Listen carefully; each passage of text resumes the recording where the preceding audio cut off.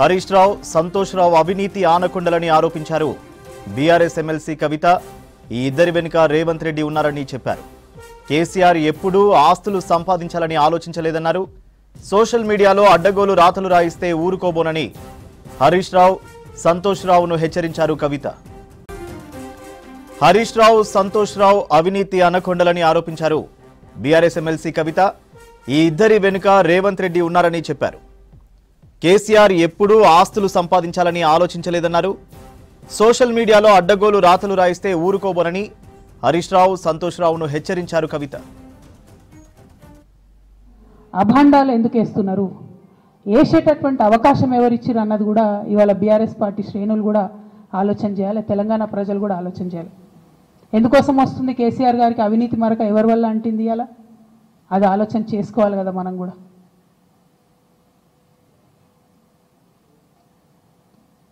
కొంతమంది కేసీఆర్ గారి పక్కన ఉన్నటువంటి వాళ్ళు కేసీఆర్ గారి పేరు చెప్పుకొని అనేక రకాలుగా లబ్ధి పొంది వారు చేసినటువంటి అనేక చెత్త పనుల వల్ల ఇవాళ కేసీఆర్ గారి పేరు బద్నామయ్యే పరిస్థితి వచ్చింది. అయినా మళ్ళీ వాళ్ళనే మోస్తాం, అయినా మళ్ళీ వాళ్ళనే ముందుకు తీసుకెళ్తామని అనుకుంటే పార్టీ ఎట్లా ముందటికి పోతుంది? ఒక బిడ్డగా నిజంగా నేను బాధపడతా ఉన్నాను. ఇవాళ 5 సంవత్సరాలు ఇరిగేషన్ మంత్రిగా చేసినటువంటి హరీష్ రావు గారిది మేజర్ పాత్ర లేదా దీంట్లో? అందుకే కదా కేసీఆర్ గారు వారిని సెకండ్ టర్మ్లో తప్పించిండ్రు. ఈ మొత్తం కాళేశ్వరం ఎపిసోడ్లో కేసీఆర్ గారికి మరక అంటిందంటే 2-3 వ్యక్తులు కారణం. మాజీ రాజ్యసభ సభ్యుడు ఒకలైతే, హరీష్ రావు గారు ఒకలైతే, మెగా కృష్ణారెడ్డి గారు ఇంకోటి, మెగానో బోగానో ఏదో. ఈ పెద్ద పెద్ద కాంట్రాక్టర్లు అందరితో కుమ్మక్కై కేసీఆర్ గారు ప్రజల కోసం ఆలోచన చేస్తే, నీళ్ళ కోసం ఆలోచన చేస్తే, వీళ్ళు సొంత వనరుల కోసం, డెవలప్మెంట్ కోసం, ఆస్తులు పెంచుకోవడం కోసం ఆలోచన చేసి ఇవాళ మీ వల్ల రేవంత్ రెడ్డి లాంటి వ్యక్తి, తెలంగాణ ఉద్యమానికి సంబంధం లేని వ్యక్తి, కేసీఆర్ గారి కాలి గోటికి సరిపోని వ్యక్తి, ఆయన నిలబడి కేసీఆర్ గారిని చెయ్యెత్తి చూపించి కేసీఆర్ గారి మీద సిబిఐ ఇవాళ నేను వేస్తా అని చెప్తున్నాడంటే కారణం ఎవరు దీనికి? నేను భరించిన ఇదే హరీష్ రావు గారు, ఇదే సంతోష్ రావు గారు అనేక కుట్రలు చేసినా కూడా భరించిన. నా మీద ఓపెన్గా మీడియా మిత్రులందరితో రకరకాల మాటలు చెప్తే కూడా నేను భరించిన. నా పర్సనల్ అటాక్కి నేను ఎప్పుడు కూడా వాళ్ళను ఇంతవరకు పేరు పెట్టి పిలవలేదు, మాట్లాడలేదు. ఫస్ట్ టైం చెప్తున్నా నేను. ఎందుకోసం చెప్తున్నా?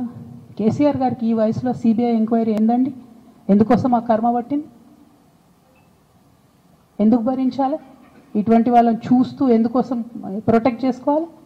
బీఆర్ఎస్ పార్టీ తమ్ముల కోపం రావచ్చు, కానీ వాస్తవాలు చేదుగున్నా అప్పుడప్పుడు మాట్లాడుకుంటేనే, మందు తీసుకుంటేనే ఆరోగ్యం మంచిగా అవుతుంది. హరీష్ రావు, సంతోష్ రావు అవినీతి ఆనకొండలని ఆరోపించారు బీఆర్ఎస్ ఎమ్మెల్సీ కవిత. ఈ ఇద్దరి ప్రమేయంతోనే కేసీఆర్కు అవినీతి మరక అంటిందన్నారు. కేసీఆర్ ఎప్పుడూ ఆస్తులు సంపాదించాలని ఆలోచించలేదన్నారు. సోషల్ మీడియాలో అడ్డగోలు రాతలు రాయిస్తే ఊరుకోబోనని హరీష్ రావు, సంతోష్ రావును హెచ్చరించారు కవిత. అటువంటి కేసీఆర్ గారి మీద ఇంత కుట్రపూరితంగా అభాండాలు ఎందుకు వేస్తున్నారు, వేసేటటువంటి అవకాశం ఎవరిచ్చారు అన్నది కూడా ఇవాళ బీఆర్ఎస్ పార్టీ శ్రేణులు కూడా ఆలోచన చేయాలి. తెలంగాణ ప్రజలు కూడా ఆలోచన చేయాలి. ఎందుకోసం వస్తుంది కేసీఆర్ గారికి అవినీతి మరక ఎవరి వల్ల అంటింది ఇవాళ? అది ఆలోచన చేసుకోవాలి కదా మనం కూడా.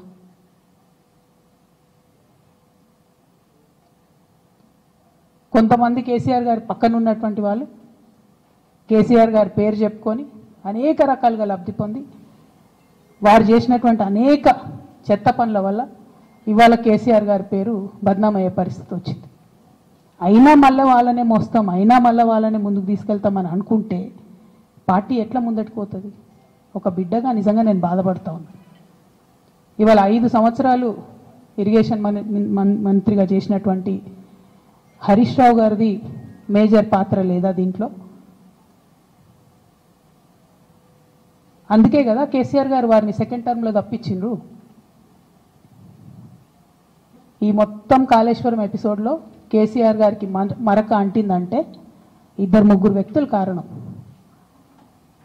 మాజీ రాజ్యసభ సభ్యుడు ఒకలైతే, హరీష్ రావు గారు ఒకలైతే, మెగా కృష్ణారెడ్డి గారు ఇంకోటి, మెగానో బోగానో ఏదో. ఈ పెద్ద పెద్ద కాంట్రాక్టర్లు అందరితో కుమ్మక్కై కేసీఆర్ గారు ప్రజల కోసం ఆలోచన చేస్తే, నీళ్ళ కోసం ఆలోచన చేస్తే, వీళ్ళు సొంత వనరుల కోసం, డెవలప్మెంట్ కోసం, ఆస్తులు పెంచుకోవడం కోసం ఆలోచన చేసి ఇవాళ మీ వల్ల రేవంత్ రెడ్డి లాంటి వ్యక్తి, తెలంగాణ ఉద్యమానికి సంబంధం లేని వ్యక్తి, కేసీఆర్ గారి కాలి గోటికి సరిపోని వ్యక్తి, ఆయన నిలబడి కేసీఆర్ గారిని చెయ్యెత్తి చూపించి కేసీఆర్ గారి మీద సిబిఐ ఇవాళ నేను వేస్తా అని చెప్తున్నాడంటే కారణం ఎవరు దీనికి? నేను భరించిన, ఇదే హరీష్ రావు గారు, ఇదే సంతోష్ రావు గారు అనేక కుట్రలు చేసినా కూడా భరించిన. నా మీద ఓపెన్గా మీడియా మిత్రులందరితో రకరకాల మాటలు చెప్తే కూడా నేను భరించిన. నా పర్సనల్ అటాక్కి నేను ఎప్పుడు కూడా వాళ్ళను ఇంతవరకు పేరు పెట్టి పిలవలేదు, మాట్లాడలేదు. ఫస్ట్ టైం చెప్తున్నా. నేను ఎందుకోసం చెప్తున్నా?